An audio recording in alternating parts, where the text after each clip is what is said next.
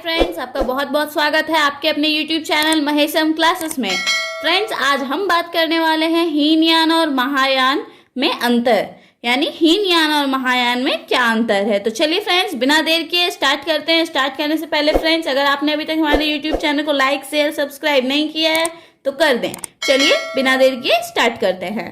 सबसे पहला कारण है मूर्ति पूजा। महायान धर्म वाले बुद्ध को देवता मानने लगे, जबकि हीनयान वाले बुद्ध को केवल महान मनुष्य मानते थे।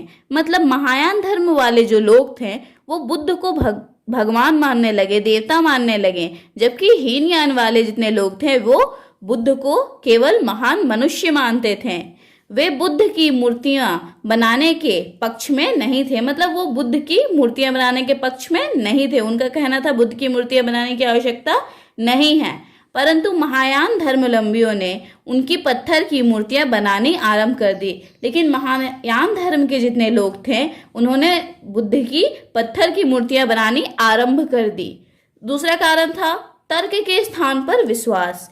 हीनयान मत वाले व्यक्तिगत प्रयत्न और अच्छे कर्मों पर जोर देते थे। मतलब हीनयान वाले जो व्यक्ति थे वो अपनी कर्म पर, अच्छे कर्मों पर जोर दिया करते थे।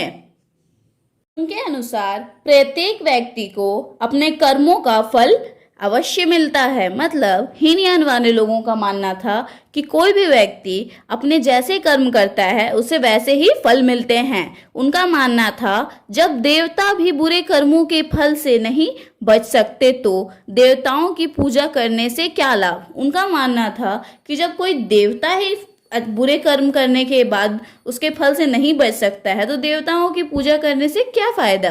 ये हीनयान वालों का मानना था। परंतु महायान धर्मावलंबियों ने, मतलब महायान के जो लोग थे उन वाले विश्वास और पूजा पर अधिक जोर देते थे। वो पूजा पर ज़्यादा विश्वास करते थे और उन्हीं पर जोर दिया करते थे। इसलिए उन्होंने बुद्ध की पूजा करनी आरंभ कर दी। मतलब उन्होंने बुद्ध की पूजा करनी आरंभ कर दी महायान धर्मावलंबियों ने। इस प्रकार तर्क का स्थान विश्वास ने ले लिया। हमारा अगला कारण है फ्रेंड्स पाली भाषा के स्थान पर संस्कृत।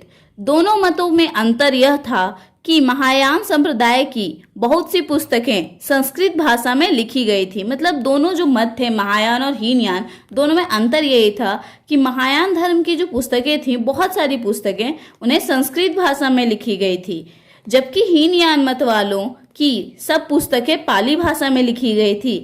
फ्रेंड्स, हमारा अगला कारण है बुद्ध भिक्षुओं की उपासना।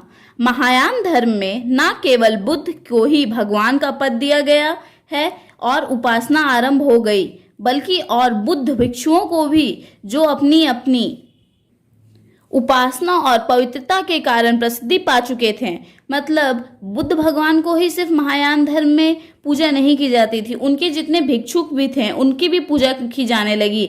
जो प्रसिद्धि प्राप्त कर चुके थे उनकी भी पूजा की जाने लगी, उपासना की जाने लगी और उनकी मूर्तियां बनाकर बौद्ध मंदिरों में रखी जाने लगी। उनकी भी मूर्तियां बनाई गई और बुद्ध मंदिरों में रखी जाने लगी। निवारण की अपेक्षा स्वर्ग। महायान मत वालों ने भी अब जनसाधारण के सामने स्वर्ग को अपनी अंतिम मंजिल बताया। मतलब महायान धर्म वाले जो लोग थे उन्होंने भी हिंदू धर्म के जैसे सभी लोगों के सामने अपनी अंतिम मंजिल स्वर्ग को बताया। यह धर्म में एक बड़ा परिवर्तन था जो कि साधारण मनुष्य को फुसलाने के लिए किया गया था। मतलब ये एक बहुत बड़ा परिवर्तन हो गया था इस धर्म में, और ये जो परिवर्तन किया गया था ये सिर्फ साधारण मनुष्य को फुसलाने के लिए किया गया था। वास्तव में बौद्ध धर्म वाले यह अनुभव कर रहे थे कि हिंदू धर्म उनसे अधिक प्रचलित है। मतलब बौद्ध धर्म के जो लोग थे उन्हें लगने लगा था अब कि हिंदू धर्म जो है वो बौद्ध धर्म से अधिक प्रचलित है, इसीलिए उन्होंने ऐसे ढोंग रचने आरंभ कर दिए। प्रार्थना तथा भेंट। महात्मा बुद्ध ने स्पष्टता से किसी भी प्रार्थना और बलि की बुराई नहीं की थी। मतलब महात्मा बुद्ध जो थे उन्होंने कभी भी स्पष्ट रूप से किसी भी प्रार्थना और बलि की बुराई नहीं की थी। परंतु अब महायानी बुद्धों ने महात्मा बुद्ध को भगवान बना लिया। मतलब महायानी जितने बुद्ध थे उन्होंने भगवान बना लिया महात्मा बुद्ध को और उनके सामने प्रार्थना आरंभ कर दी। फल फूलों की भेंट चढ़ाने लगे। अब उन्हें फल फूल की भेंट चढ़ाए जाने लगे महात्मा बुद्ध को, और उन्होंने भी हिंदू धर्म के जैसे ही भगवान उन्हें बना लिया। तो फ्रेंड्स, आज के इस वीडियो में बस इतना ही। Thank you for watching.